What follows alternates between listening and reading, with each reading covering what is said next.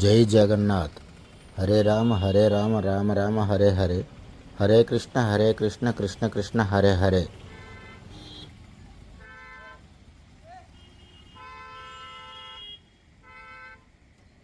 అందరికీ నమస్కారం. నా పేరు సురేష్.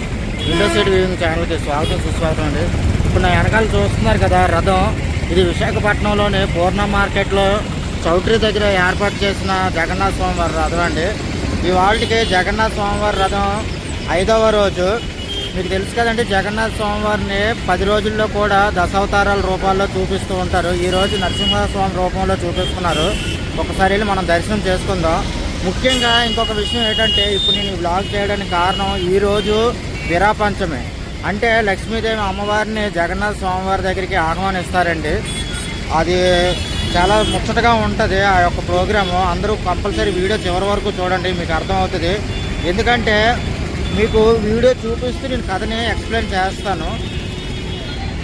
జగన్నాథ స్వామి రథయాత్ర మొదలయ్యి నేటికి 5వ రోజు అండి. జగన్నాథ స్వామివారి రథయాత్ర 10 రోజులు జరుగుతుంది. అందులో ఒక్కో రోజు ఒక్కో అవతారంలో దశావతారాల్లో మనకి దర్శనం ఇస్తారు జగన్నాథ స్వామివారు.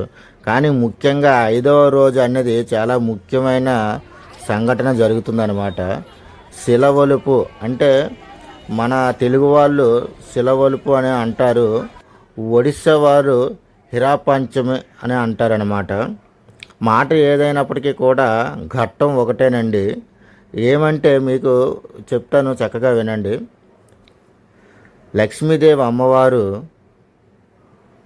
జగన్నాథ స్వామివారు మీద కోపంతో వచ్చి రథచక్రాలకి ఉన్న శీల అంటే మేకులను తీసేసి చక్రాలను లాగేసి రథ చక్రాలు కదలకుండా అంటే రథయాత్ర జరగకుండా ఉండేలాగా ప్రవర్తించి అక్కడి నుంచి వెళ్ళిపోతారనమాట. విషయం ఏమిటంటే, జగన్నాథ స్వామివారు తన అన్న చెల్లెళ్ళు అయిన బలభద్రుడు సుభద్రాదేవితో కలిసి జగన్నాథ రథయాత్ర కొనసాగిస్తుంటారు. కానీ లక్ష్మీదేవి అమ్మవారికి ఎటువంటి చోటు ఉండదన్నమాట.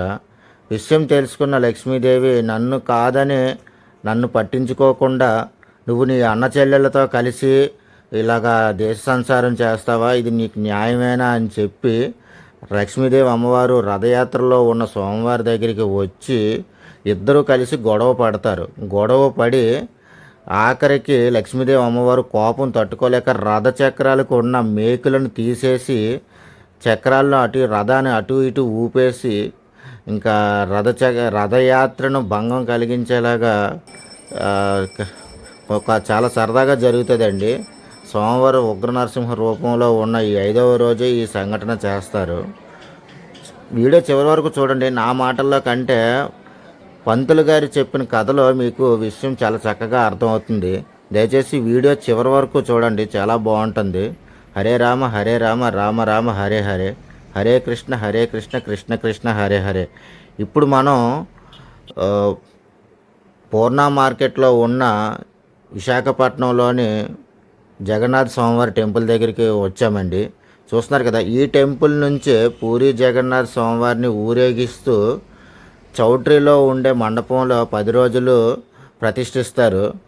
జగన్నాథ రథయాత్ర పూర్తయిన తర్వాత మళ్ళీ తిరుగు ప్రయాణంలో రథయాత్రను మళ్ళీ తిరిగి ప్రయాణం చేసి మళ్ళీ ఈ దేవాలయాన్ని తీసుకొచ్చి స్వామివారిని బలభద్రుడు సుభద్రాదేవి లక్ష్మీదేవి అమ్మవారు మళ్ళీ యథాస్థితిగా ఉన్న ఈ దేవాలయంలో ప్రతిష్ఠిస్తారండి. ఈ దేవాలయంలోనే ఇప్పుడు లక్ష్మీదేవి అమ్మవారు జగన్నాథ స్వామివారితో గొడవ పడడానికి బయలుదేరుతున్నారు. ఈ యొక్క ఘట్టం చాలా సరదాగా ఉంటుంది. దయచేసి అందరూ కూడా పూర్తిగా వినండి.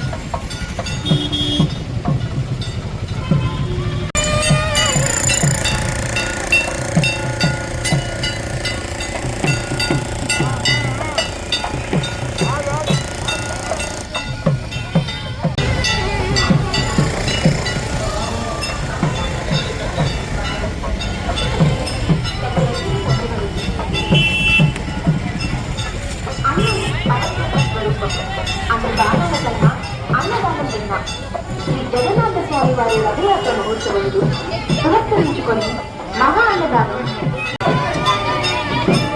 అన్నం పరబ్రహ్మ స్వరూపం. అన్ని దానాల కన్నా అన్నదానం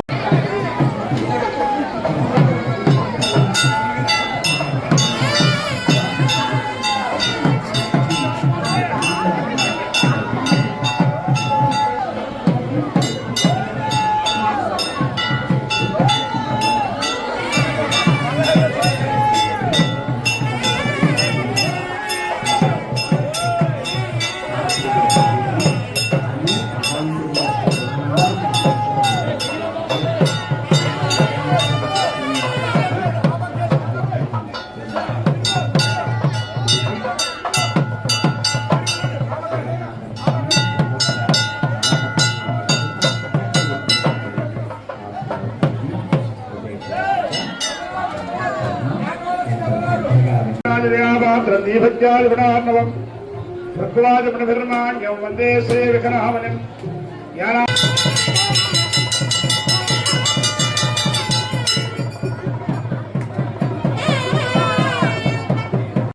విష్ణుం శశివర్ణం చతుర్భుజం ప్రసన్నవదనం ఛాయేత్ సర్వవిఘ్నోపశాంతయే గజాననవద్మార్గం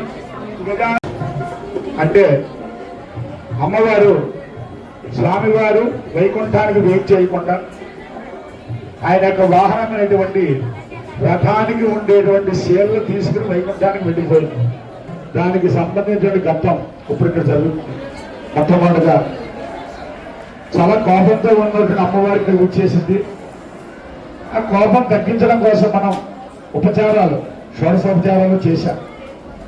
స్వామివారు లోపల ఉన్నారు, ఇక్కడ అద్దం పెట్టారు. ఇక్కడ అమ్మవారు కనపట్టలేదు, ఒకళ్ళొకళ్ళు చూసుకునే పరిస్థితి లేదు. ఇప్పుడు అమ్మవారితో పాటు అనంతగరుడ విశ్వక్సేనాలు ఇక్కడ ఏం చేశారు? ఎవరండి వాళ్ళు ముగ్గురు తెలుసా? అనంతుడు అంటే ఆదిశేషుడు, గరుత్రం అంటే మనం గజపటం గీసినప్పుడు మీరు చూశారు బొమ్మని గజస్తంభం దగ్గర. ఆయన విశ్వక్సేన ఆడవాళ్ళు వాళ్ళతో సహా పరివారంతో కలిపి అమ్మవారి ఇక్కడికి ఏం చేశారు? స్వామి ఎక్కడ ఉన్నాడు, ఏం చేస్తున్నాడు? చాలా కాలం అయిపోయింది వైకుంఠానికి వచ్చి, చెప్పకుండా వచ్చేసాడే. భక్తుల్ని ఉద్ధరించాలి అనేటువంటి కోరికతోటి భక్తులందరూ కూడా నారాయణ అని ఒక్కసారి పిలిస్తే మనం చెప్పుకుంటున్నాం కదా గత 2 రోజుల నుంచి కూడా సంకీర్త నారాయణ శబ్ద మాత్రం అంటే ఒక్కసారి ఆయనకి వినపడే విధంగా మనం నారాయణ స్మరణ చేసినట్లయితే, ఉదాహరణకి గజేంద్ర మోక్షం తీసుకుందాం. ఆ మకరం యొక్క బాధ, ముసలి యొక్క బాధ పడలేక గజేంద్రుడు ఏనుగు దగ్గర 1,00,000 మందికి 6 ఏనుగులకి రాజు, ఆ రాజ్యానికే రాజు. ఆయన ఒక మడుగులో దిగితే ముసలి పట్టుకుంది. ఎన్నో ప్రయత్నాలు చేశాడు, పనవ్వలేదు. చివరిగా నారాయణమూర్తిని స్మరించాడు. చచ్చిపోయేలోపు ఒక్కసారి నిన్ను చూడగలనా అనే ఆర్తితోటి, బాధతోటి శరణాగతి చేశాడు. అదే గోదాదేవి కూడా శరణాగతి ప్రపత్తిలో స్వామివారిని సేవిస్తూ మా గురువు గారు చెప్తూ ఉంటారు, అల్లాంటి బల్లాంటి బల్లాయిరంతాంటి బలకోడి 100,000 మల్లాంటి తిన్నోళ్ళు పెడిపెన్నా కొన్ని సేవలు సేవ తెరువు కాపు అని. ఇది తమిళం మంత్రాలు మీకు గమనిస్తే అర్థం కావు, నేను చదువుకుంటూ పోతే. తెలుగులో చెప్తాను కొన్ని మాటలు. శరణాగతి చాలా ప్రాధాన్యత. మనం అర్చనలు, సేవలు, అభిషేకాలు, రకరకాల పూజలు, యజ్ఞాలు, యాగాలు ఏం చేయలేము. భగవంతుడిని పాదాలు పట్టుకుని శరణాగతి మాత్రం చెయ్యగలం. అలా చేసినట్లయితే ఆయన కనబడతాడు, మనకు మోక్షాన్ని ఇస్తాడు. అది నమ్మిన వాడు కాబట్టి స్వామివారిని శరణాగతి చేశాడు. అమ్మవారితో చెప్పల, సిరిగిని చెప్పడు, శంఖ చక్రములలో చేతులను, శంఖ చక్రాలు కూడా వదిలేసేట. ఏమీ లేకుండా పరిగెత్తుకొస్తే ఏం రక్షిస్తాడు గజేంద్రుడిని? అమ్మవారు బయటకు ఉన్న చేతిలో ఉండిపోయింది. పైన ఉత్తరీయం కనబట్టలేదు. ఎలా ఉన్నవాడు అలా పరిగెత్తుకుని వచ్చేసాడంటే వీడిని రక్షించాలని ఆర్తితోటి. వీడు ఆర్తితోటి భగవంతుని సేవించడం కాదు, ఆయన ఆర్తితోటి భక్తుల కోసం పరిగెత్తుకొచ్చాడు. అలా వచ్చేసిన వాడు భూమి మీదే ఉండిపోయాడు. చాలా కాలం అయిపోయింది గంటల్లా వైకుంఠాన్ని. ఇప్పుడు మనం కూడా ఆపన చేస్తూ ఉంటాం. ఏదైనా మగవాడు బయటికి వెళ్ళిపోయాడు అనుకోండి, టైం మించింది, ఫోన్ చేయలేదు, వాడికి ఇబ్బంది ఏమీ లేదు. కానీ మనం కంగారు పడి రాత్రి టైం అయిపోయింది, ఏమైపోయాడో వీడని చెప్పి వాడికి జాలి ఉన్నా లేకపోయినా పాపం ఆడవాళ్ళకి జాలి ఎక్కువ. వెంటనే ఫోన్ చేస్తారు, ఎక్కడున్నారో బాబు, టైం ఇచ్చింది మరి రాలేదేంటి అని చెప్పి. ఆడవాళ్ళ యొక్క అటువంటి మాస్టర్, అందుకే వెన్నపూసతో పోలిస్తారు ఆడవాళ్ళకి, చాలా తొందరగా కరిగిపోతుందని చెప్పి. భర్త గారు రాగానే ఆ కోపం అప్పటిదాకా తిట్టుకుంటారు, వెంటనే కోపం కాస్త పోయారు మొహం చూడంగానే ఏదో రెండు మంచి మాటలు మాట్లాడి తిట్టుకొని జాలి పడిపోతారు, నిప్పుల మీద పెట్టిన వెన్నపూసలుగా. అలా వచ్చేసాడు ఈయన. వెనకాల ఆవిడ వచ్చేసింది, శంఖ చక్రాలు వచ్చాయి, అన్నీ వచ్చాయి. ఇంకా ఏంటంటే రక్షించడం జరిగింది. అలాగా వచ్చేసిన స్వామి భూమి మీద ఉండిపోతే అమ్మవారి చివరికి వెతుక్కుంటూ ఇక్కడికి వచ్చింది. ఈయన ఎక్కడున్నాడు? ఇంద్రజిమ్న మహారాజా వారి యొక్క మాటకి, ఆ యొక్క గుడ్డిగాదేవికి ఇచ్చినటువంటి స్వప్న దర్శనంలో ఇచ్చినటువంటి మాట కోసం నిలబడిపోయి భూమి మీద ఉండిపోయాడు. అవి తలుపులు వేసి ఉన్నాయి, లోపల ఏం చేస్తున్నాడో తెలియదు. ఈవిడ గుమ్మంలో వెయిటింగ్, ఎంతసేపు అయినా ఎన్ని పిలిచినా రాడు. అయ్యా మహానుభావ ఎక్కడున్నాడు? అక్కడున్నాడు. ఓకే, ఐడెంటిఫై దొరికింది. అడిగింది, ఏమయ్యా ఏం చేస్తున్నావు ఇక్కడ? పశ్చాత్తాలు ఎత్తారు, నాకు లోపల సౌండ్ వస్తుంది. ఇదేమిటయ్యా, భూమి మీద వచ్చినప్పుడు చక్కగా శంఖము చక్రము కౌస్తుభ మణిహారం పీతాంతరాలు ఇవన్నీ వేసుకుని వచ్చే కానీ ఈ చేపల వ్యాపారం అయితే మనకు లేనిపోయి కూడా పడతాను. విశాఖపట్నంలో చేపలు బాగా ఉద్ధరించారు. కాదు, వేదములను ఉద్ధరించడం కోసం సోమకాసుడు అనేటువంటి రాక్షసుడు తీసుకెళ్లిపోయాడు. వేదభీతమైన కర్మలేమి జరిగే అవకాశం కనపట్టలేదు భూమి మీద. అంటే వేదోద్ధరణ కోసం నేను మహామేనముగా ఈ మత్స్యావతారం ఎత్తవలసి వచ్చింది, భక్తులను ఉద్ధరించడం కోసం. వేదము లేకపోతే భూమి మీద ఏ కార్యక్రమాలు జరగవు. ముఖ్యమైనటువంటి ఘట్టం అది. ఫస్ట్ అక్కడి నుంచి స్టార్ట్. అందుకే మత్స్యావతారం మీకు అవతారం వేసినప్పుడు చేతిలో వేదాహ అని ఎడమ చేతిలో రాసి మీకు అక్కడ చూపించారు. అవతారం చూసామంటే వచ్చాం, కొబ్బరి కొట్టాం, వెళ్ళిపోయాం, ఆ డిబ్బిలో పావులంతలో వేసాం, పంతులు గారితో పావులు వచ్చేసాం, పరిగెత్తిపోయేవారు కాదు. అలా చూడాలి ముందర స్వామి ఏ అవతారంలో ఏ ఏ ఆయుధములతో ఏ రకంగా చిత్రీకరించి మనకి అలంకారం చేసి వీళ్ళు చూపెడతారు, ఎంత కష్టపడి అని చెప్పి చూడాలి ముందర.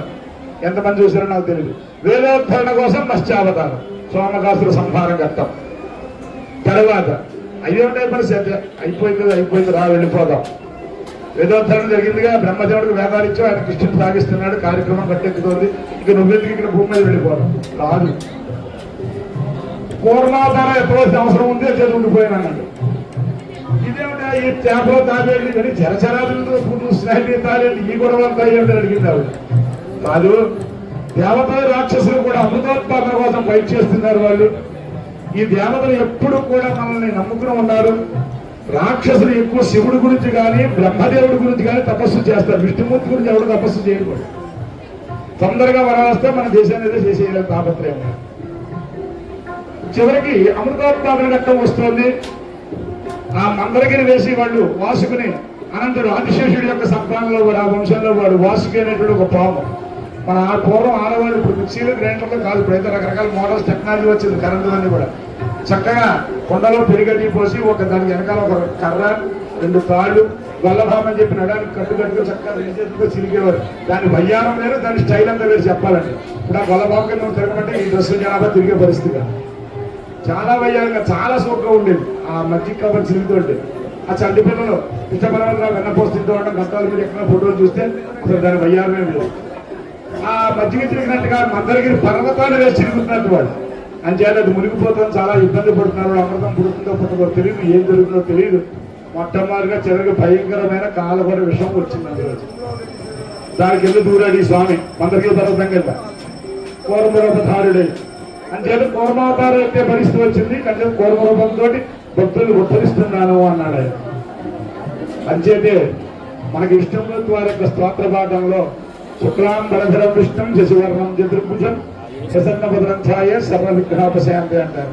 శుక్లపక్షంలో పౌర్ణమి నాడు చంద్రుడు ఎలాగైతే ఆబాల గోపాలాన్ని ఆనందపరుస్తున్నాడు, ముసలాళ్ళకి ఆనందం, పసిపిల్లలకు ఆనందం, చంటి పిల్లలు అమ్మ ఒళ్ళు పడుకుంటే పాలిస్తే ఆనందం. అలాగే మైండ్లో వయసులో ఉన్నవాళ్ళు, కొత్తగా పెరిగిన వాళ్ళు ఆ వెన్నెట్లో విహరిస్తే ఆనందం. సన్నజాతి బంధువుల కింద దూరి వాళ్ళు చక్కగా విహారం చేస్తుంటే వాళ్ళ ఆనందం వాళ్ళది, అందరికీ ఆనందమే. అటువంటి ఆనందకరమైనటువంటి విష్ణుమూర్తి వారు ఈ విషపుగాలు తగిలేటప్పటికీ కోరమరూపావతారంలో నల్లగా అయిపోయాడు. మిగిలిన బ్యాలెన్స్ శివుడు తాగాడు. ఆయన గర్లకంఠుడు. పార్వదేవి మన కంగారు పెడుతుంది, పీకట్టుకుంది. ఆ కంఠంలో పోయింది. ఈ రోజుకి నీలకంఠుడు ఆయన గర్లకంఠుడు. ఆయన నీలమేఘశ్చాయుడు అయ్యాడు. ఈ పరిస్థితి వచ్చిందమ్మా అన్నట్టు. సరే, 2 ఘట్టాలు పూర్తయ్యాయి. ఇప్పుడైనా వెళ్ళిపోగలరా? ఎంతసేపునే వేచారు గుమ్మలో. వెళ్ళిపోదు ఇద్దరుగా సరదాగా చక్క అలాగా బజార్ నుంచి వెళ్ళిపోదాం. సరదాగా వెహికల్ రెడీగా ఉంది మనకి. 350 మోటార్ సైకిల్ బుల్లెట్ బండి సరదాగా చక్కగా కౌరు చెప్పుకుంటూ వెళ్ళిపోదాం. రాను అదేంటమ్మాయి రాకపోవడం ఏంటయ్యా? వీళ్ళిద్దరమంగా ఈ అనంతగడ విశ్వక్షణాలు నలిగిపోతున్నారు. ఇది అమ్మగారికి చెప్పలేక అయ్యగారికి చెప్పలేక లోపలికి బయటికి పరుగులు వీళ్ళు. కాదమ్మాయి వరాహరూపం ఎత్తే పరిస్థితి వచ్చింది అన్నాడు. మళ్ళీ ఈ గొడవ ఏంటి? మనం చెప్పుకునేటువంటి సంకల్పంలో శ్వేత వరాహ కలిపే వైవస్వతమంతరే అందులో వచ్చిన కలియుగంలో ప్రథమ పాలనలో ప్రథమ పక్షాలు క్రోధినామ సంవత్సరంలో ఉన్నామని మనం సంకల్పం చెప్పుకుంటున్నాం. ఇప్పటికి సుమారుగా 5,000 సంవత్సరాలు పూర్తయితే 4 లక్షల సంవత్సరాలు పూర్తయితే యుగ ప్రమాణం పూర్తయినట్టు కాదు కలియుగ ధర్మం. టైం అంత ఉంది. అప్పుడే కలియుగం యుగాంతం ఎక్కడైపోతుంది అవ్వదు. చాలా టైం ఉంది. లాంగ్ మనం ఎన్నిసార్లు పుట్టాలో కొన్ని కోట్ల సార్లు పుట్టాలి, కోట్ల సార్లు పోవాలి ఈ జీవరాశులన్నీ కూడా. ఇదేమిటయ్యా వరాహం కూడా ఏమిటి? కాదు, హిరణ్యాక్ష హిరణ్యకశిపుల్లో చిన్నవాడు తపస్సు చేశాడు. బ్రహ్మదేవుడు వరం పొందాడు గారు. భూదేవుడు గోడెడుతున్న కింద భూమి అంతా కూడాను అల్లకల్లో వైపు సముద్ర గర్భంలోకి తీసుకుపోయాడు. నేను రోజు అవుతాను అని చేత మరి నిన్ను చూసుకుంటే సరిపోతుందా? ఆ రెండే ఆవిడ ఉందిగా, ఆవిడ కూడా చూసుకోవాలో జాగ్రత్తగాను. ఇప్పుడు చాలా సహనానికి పెట్టింది పేరు భూదేవి తల్లి. అందుకే ఎవరైనా ఎన్ని కష్టములున్నా ఓర్పుగా భరాయిస్తుంటే భూమితో పోలుస్తారు సహనశీలి అని చెప్పి. ఇది ఆడవాళ్ళ ప్రత్యేకమైన మాటది. అని చేత ఆ భూదేవి తల్లి ముద్రించడం కోసం వరాహ రూపంతో భూమి అత్తడికి వెళ్ళాడు శ్వేత వరాహస్వామి, ఆది వరాహమూర్తి. వెళ్ళి తన కోరల మీద భూదేవతలను పైకి తీసుకొచ్చాడు. అందుకే వేదంలో కింద విష్ణోర్బల మాహు కాదేత్యురాయణం ఏకో యత్తారయ దేవ రదసీ రోదసీ ఉభే అని చెప్తారు మంత్రపుత్రం. చాలా చోట్ల మీకు ఈ మాటలు వినబడుతూ ఉంటాయి మంత్రాలు. ఆయన బాహుబలంతో భుజబలంతో కూడా అట్టడికి వెళ్ళి ఆ అమ్మవారిని పైకి తీసుకొచ్చి ఆయన చేసింది ఏమీ లేదు. పైకి వచ్చిన ఒక ముదుగు జరిగితే చచ్చిపోయేది వాడు చాలా సింపుల్గా. వాళ్ళు అమ్మాయి కూడా చచ్చిపోయి వాడు 2,000 సంవత్సరాల తర్వాత చేసి వాడు భరిస్తారు.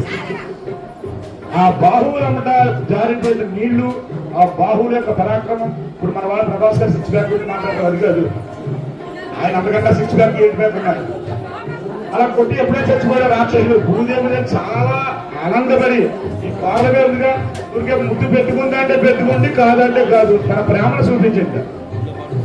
అందులోంచి విద్యుసూర్య సమాహిత వేదంలో మాట సౌరశక్తి పుట్టింది. ఆ నీళ్ళకి దీనికి రాపిడికి మన వాళ్ళ శ్రీశైలం దగ్గర తప్పనిసరి తిప్పి మన ప్రయోగం ద్వారా ఆ విద్యుత్ సౌరశక్తి మనం తీసుకుంటున్నాం బయటికి. ఎలక్ట్రికల్ చాలా పౌరమైంది. దాన్ని ఎక్కడ ఎలా ఉపయోగించాలో ఈ ట్రాన్స్ఫార్మర్లో చేసుకుని అన్ని పెట్టుకుని జాగ్రత్తగా ఉప్పుడిగా ఉంటే ఓకే. లేదంటే కూడా సరదాగా ట్రాన్స్ఫార్మర్ లేదు మొత్తం వెళ్ళిపోతాడు.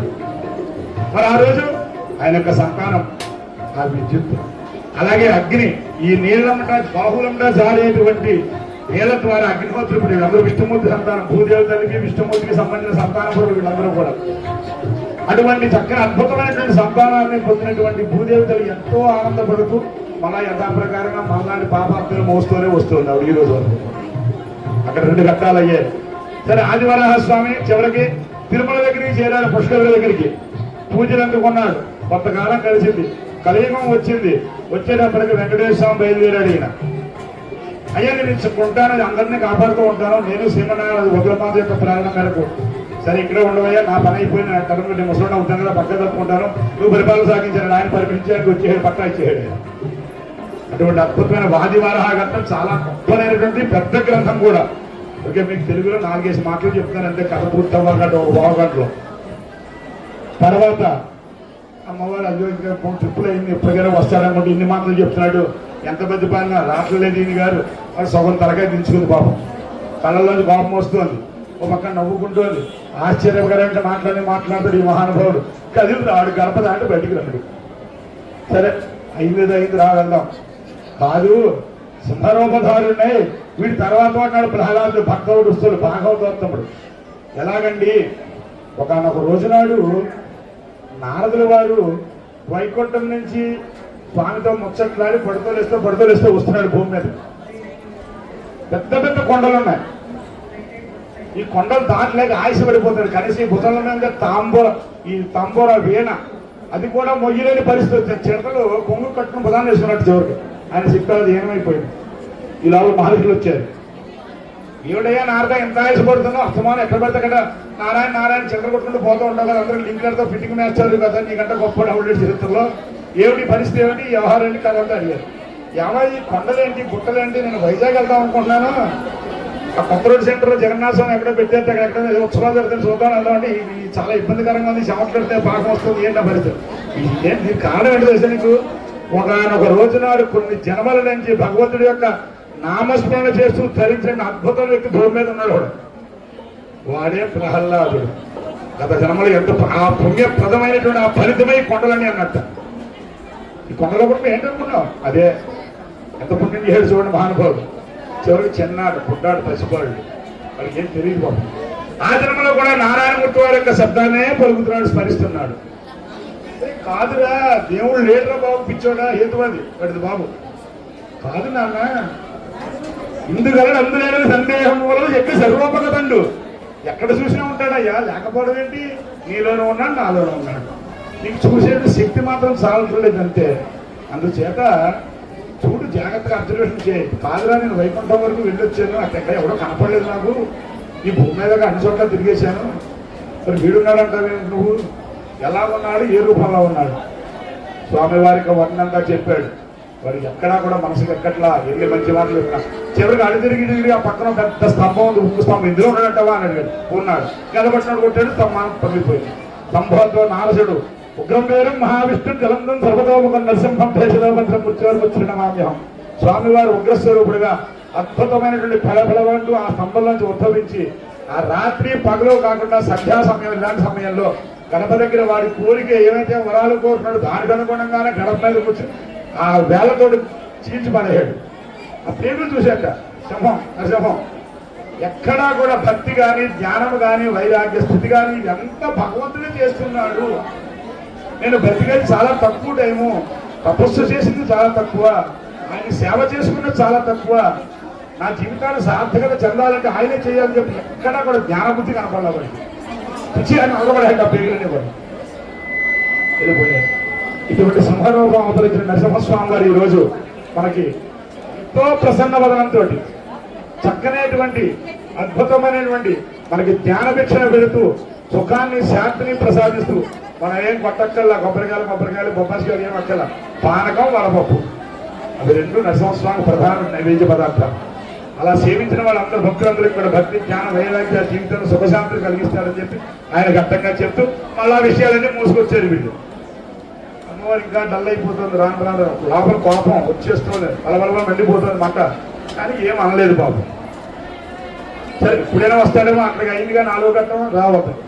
ఓ పుట్టి బ్రాహ్మణ కింద పుట్టాలి, దేశాన్ని ఉద్ధరించాలన్నాడు. ఇదేమిటి మళ్ళీ ఇది కూడా కట్టాడు. సరే కానీ ఏం చేయాలి?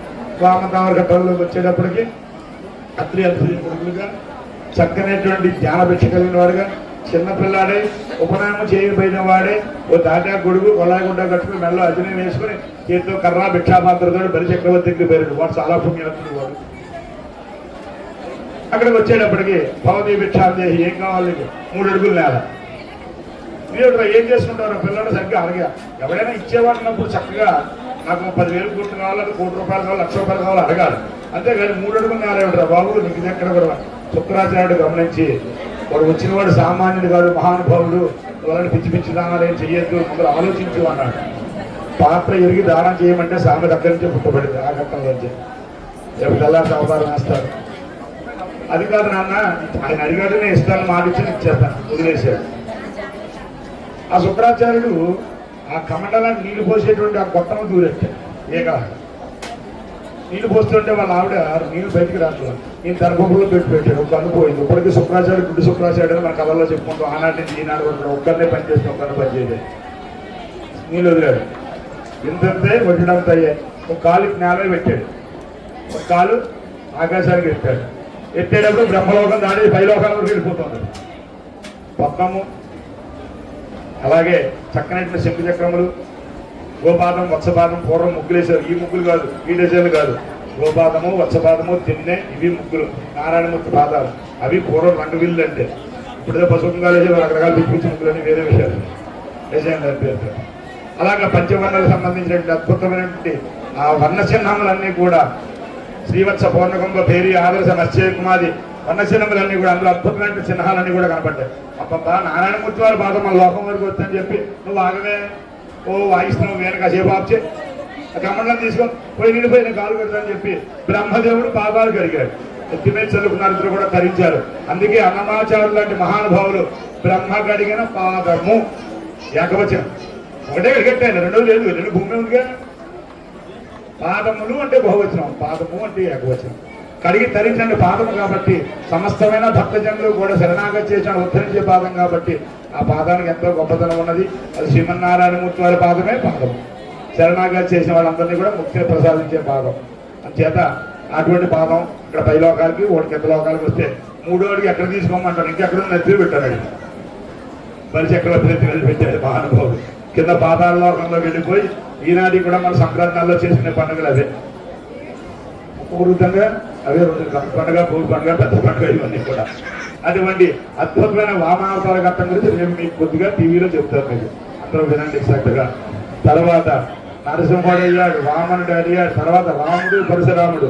ఒకటి రాక్షస సంహారం కోసం ఉపయోగిస్తే ఇక్కడ రాజులు ఆనాడు పరిపాలించే రాజులందరూ కూడా అధర్మపరాయణులు అయ్యారు కాబట్టి కార్తవీర్యార్జునులు లాంటి వాళ్ళందరూ కూడా వాళ్ళందరినీ కూడా 21 మార్లు యావత్ భూమండలము ప్రపంచం అంతా కూడా తిరిగి తన పాదయాత్ర చేసి తన గంధగొడ్లతో మొత్తం అందరూ కూడా చంపేశాడు పరశురాముడు. ధర్మోద్ధరణ చేసిన అవతారం. తర్వాత రామావతారం. రామ విగ్రహవాన్ ధర్మ. ధర్మం అంటే రాముడు. భార్యను వదిలేశాడు, ధర్మం. యజ్ఞం చేశాడు, ధర్మం. అశ్వమేధయజ్ఞం చేశాడు, ధర్మం. సీతాదేవి కోసం రావణాసురుడు చంపాడు, ధర్మం. అలాగే సీతాదేవిని అగ్ని ప్రవేశం చేశాడు, ధర్మం. ధర్మానికి రూపం రాముడు ఒక్క మాటలో. అందుకే కనపడినటువంటి ధర్మం రామచంద్రమూర్తి రూపంలో మనకు కనపడుతుంది. విగ్రహవా ధర్మ, ధర్మస్వరూపుడు రామచంద్రమూర్తి అని చెప్పి రామాయణం అంతా కూడా ధర్మాల గురించే మాట్లాడుతుంది, ధర్మం గురించే చేస్తూ ఉంటుంది. ప్రతి ఘట్టము ధర్మం. అంచేత అటువంటి ధర్మావతారుడుగా రామచంద్రమూర్తిగా అవసరించి ఆయన నడిచి చూపించాడంతే, కానీ నోటిపై ధర్మం చెప్పలే ఎవరికి ఈనాడు కూడా, ఏ సందర్భంలో కూడా. అటువంటి రామచంద్రమూర్తిగా అవతరిస్తానని చెప్పి ఆ ఘట్టంలోని పూర్తి చేస్తానని చెప్పి తర్వాత ధర్మాన్ని చెప్పాడు, తాను ఆచరించాలి. ఎదరవాళ్ళు చెప్పాడంటే గీతాచార్యుడు అనే పేరుతోటి భీష్ముడి ద్వారా విశ్వశాస్త్రం లోకానికి అందిస్తే, భగవద్గీతగా తాను మంచి మాటలు చెప్తే లోకానికి అందరికీ ధర్మాన్ని తెలిపిన రెండో అవతారం కృష్ణావతారం. అందుకే రామావతారం కృష్ణావతారం కూడా పూర్ణమైన అవతారం అని చెప్పి మన కథల్లో మాట్లాడుకుంటాం. తర్వాత కలికావతారం. పూర్వపు కలియుగంలో జరిగినటువంటి యువతముల్లో ఆనాటి ఘట్టంలో కలికావతారం ఉంది. ఇప్పుడు ఈ కలియుగానికి లేదు, ఎందుకంటే యుగం పూర్తవలేదుగా. కలికావతారంలో యావత్ ధర్మాన్ని పాటించకుండా, బ్రాహ్మణులను గౌరవించకుండా, బ్రాహ్మణుడు చెప్పే మాటలు వ్యంగ్యంగా మాట్లాడుతూ, బ్రాహ్మణుడు నీచమైన వాడు చెప్పి భావన చేస్తూ చేసే ప్రతి పనిలో కూడా ధర్మాన్ని మాట లేకుండా అధర్మపరాయణులు ఎవరైతే ఉన్నారో వాళ్ళందరూ కూడా సంహారం చేయబడేటువంటి అవతారమే కలిక అవతారం. ఇది కలియుగం కాబట్టి ఆ అవతారం వెయ్యరు. శేషపాను మీద శ్రీమన్నారాయణమూర్తి వారు ఏం చేసినట్టుగా మనకు చూస్తాం. అలా కలికి రూపుడుగా ఉద్ధరిస్తున్నాను అన్నాడు. స్వయంభవ స్వరాహిజోత్తమ తామస రేవత చక్షుషు వైవస్వత మన్మంతరంలో మనం ఉన్నాం. ఇప్పటికి 7 అయ్యాయి. ఈ 7 కూడా ఇలాంటివి ఇంకో 7 జరిగితే బ్రహ్మదేవుడికి ఒక పగలు, ఇంకో అలాగే 7 14 జరిగితే ఒక రాత్రి. 1 డే 24 అవర్స్ బ్రహ్మదేవుడి దగ్గర 14 యుగాలు అయిపోవాలి. అందుచేత ఈ కలియుగమనందు ఇలా బ్రహ్మోత్సవాది కార్యక్రమాలు చేసుకుంటూ స్వామివారికి అవతారముల వైభవాన్ని చూసుకుంటూ ఎప్పటికప్పుడు మన శక్తి కొద్ది అవతార వైభవం గురించి చెప్పేటువంటి పెద్దలు చెప్పే మంచి మాటలు వింటూ ఎవరైతే ధరిస్తుంటారో అందరికీ కూడా నేను మోక్షాన్ని ఇస్తానని చెప్పి స్వామి చెప్తున్నాడు. వీళ్ళందరూ ఈ విషయాలన్నీ కూడా మోసుకొచ్చారు అమ్మవారి దగ్గరికి. అమ్మకి కోపం వచ్చింది. నేను ఎన్ని రకాల ప్రతిమాలన్నా కూడా రమ్మంటే రామయ్యను వైకుంఠానికి ఎంతసేపు దాని కింద పుడతాను, దీని కింద పుడతాను, వాటిని ఉద్ధరిస్తాను, వీణం అంటే కట్టుకుని బెల్లం అక్కర్లేదు. నీకు ఊళ్ళో ప్రజలే కావాలి. నీకు సరే ప్రజలు కావాలంటే వాళ్ళతోనే ఉండు. భూమి మీద అత్యావతారమూర్తిగా ఉంటావో లేకపోతే అవతార పురుషుడిగా ఉంటావో, ఏ రకంగా జనాన్ని ఉద్ధరిస్తావో నువ్వు ఇష్టానుసారం ఉద్ధరించుకో, నేను వెళ్ళిపోతానని చెప్పి చాలా కోపంతో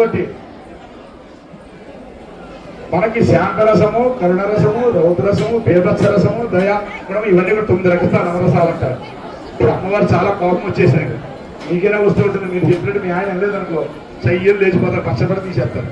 చేతిలో గరిట కర్ర వదిలేస్తారు ఎక్కడ కోపం వస్తుందా మాట్లాడరేంటి ఇక అలాగా ఆవిడికి కోపం వచ్చింది అయ్యవారి మీద వెళ్ళిపోతూ నువ్వు ఎలా రావాలి నువ్వు ఈ రథం మీద రావాలి నీ వెహికల్ ఇదే కదా అందుచేత ఈ రథానికి శీలం తీసేసినట్లయితే నువ్వు ఎలా వస్తావు చూస్తావని చెప్పి ఆ కోపంతో అమ్మవారు ఆ రథం దగ్గరికి వెళ్ళి ఆ శీలం తీసేసుకుని అనంతగండ విశ్వక్షేనాథులతో కలిసి వైకుంఠానికి వెళ్ళిపోయేది అదే దాన్నే మనకు అర్థమయ్యేది ఇక్కడ శీల పొలుపు తీసేయడం ఆ కార్యక్రమంగా దశావతార వైభవం గురించి నా శక్తి వద్ద మీకు చెప్పాను రేపు అక్కడ నారాయణ సంవాదం అనే పేరుతో విష్ణుమూర్తి వారు అమ్మవారిని ఏ రకంగా బతిమాలుకున్నాడు మరి ఇప్పుడు కోపం తెలిపోయింది కదా బతిమలుతుంది మనం కూడా కోపం ఇస్తే మన మొదలు అప్పుడు బతిమాలుతూ ఉంటాడు ఏదో అయిపోయింది ఊరుకోలేడుతూ ఉంటాడు అలాగే ఆ ఘట్టాన్ని అక్కడ రథం తిరుగుయాత్రలో సాయంత్రం మాట ఈ టైంకి రథం చేసినప్పుడు అక్కడ జరిగే విషయాలు చెప్తాం మీరు ఎక్కువ టైం తీసుకోకుండా సింపుల్ గా 4 మాటలు మీరందరూ కూడా ఈ కథ విన్నందుకు అంటే నారాయణమూర్తి వారి యొక్క అనుగ్రహం ఇక్కడ అమ్మవారి యొక్క అనుగ్రహం అలాగే భూమిని ఉద్ధరించడానికి వచ్చిన వరాహమూర్తి కాబట్టి ఆ భూమి రాష్ట్రం అనుగ్రహం అలాగే మిగతా అవతార వైభవంలో ఉన్నటువంటి పరాత్మటువంటి అనుగ్రహంతో మీ అందరూ కూడా సుఖశాంతులతోటి వర్తిల్లాలని చెప్పి అందరూ కూడా స్వామిని సేవించి దాసులుగా శరణాగా చేసిన వాళ్ళందరూ కూడా సకల సౌభాగ్యాలు పొందాలని చెప్పి తెలియజేస్తూ స్వస్తి ప్రజాభ్య పరిపాలయంతా న్యాయేన మార్గేణ మహీమహీష గోబ్రాహ్మణేభ్య సోమస్తు నిత్యం లోకా సమస్త సుఖినో భవంతు కాయేన వాచా మనసేంద్రియర్వా బుద్ధ్యాత్మనా వా ప్రకృతే స్వభావాత్ సర్వం యచ్చ సకలం తస్మై నారాయణాయేతి సమర్పయామి గోవింద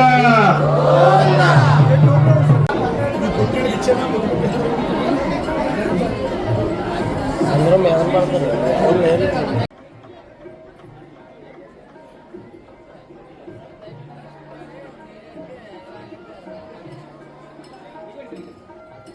అమ్మవారికి సోమవారికి మధ్యన తగాదా జరిగిందండి. అమ్మవారు సోమవారి మీద అలకతో వచ్చి రథానికి ఉన్న శీల వెలుపు అంటే రథానికి ఉన్న చక్రాలు శీలాలు తీసేస్తారు. ఆ ఒక దృశ్యాన్ని నెక్స్ట్ వీడియో చూస్తాను.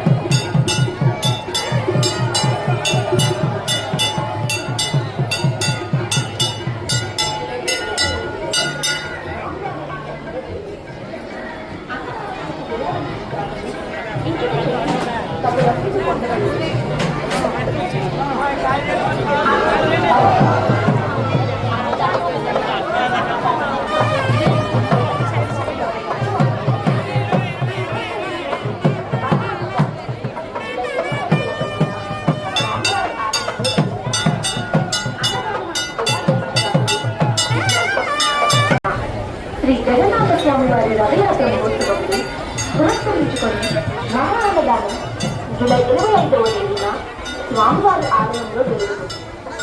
అన్నదానములకు విరాళం ఇచ్చి దాతలు ఇసుక చెల్లించి తగు రసీదు పొందగలరు. అన్నం పరబ్రహ్మ స్వరూపం. అన్ని దానం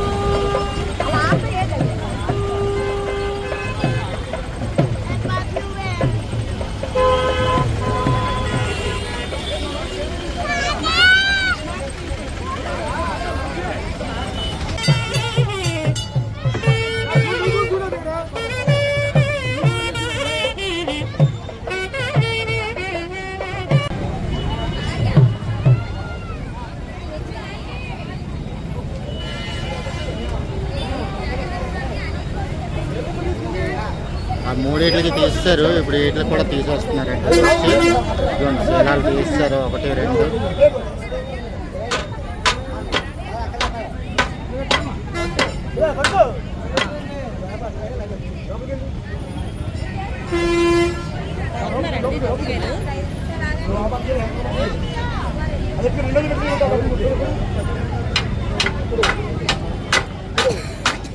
కొబ్బరికాయలు కాదు, రథానికి రథోత్సవం జరుగుతుంది చూడండి అమ్మ.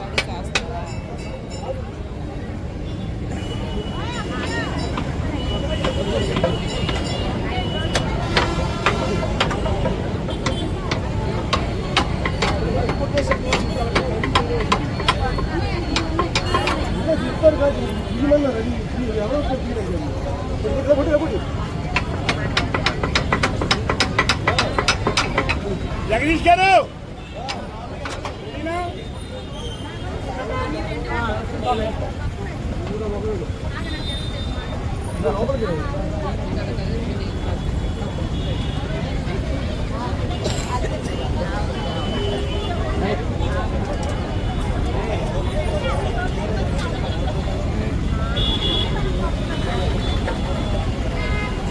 ఏంటి కాయలు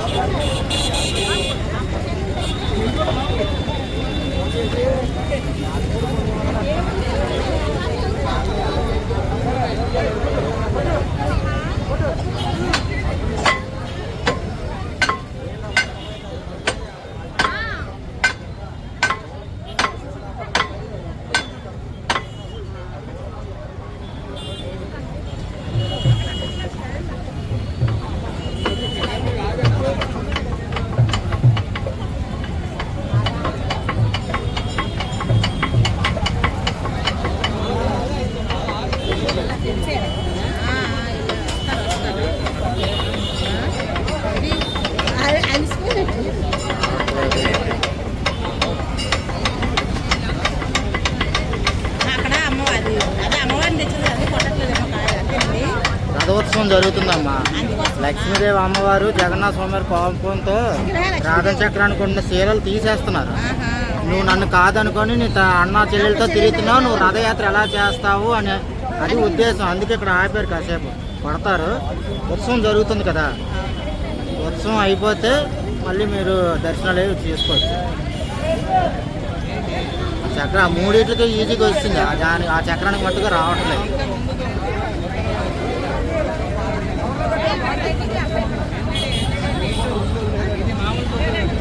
సరేదమ్మా.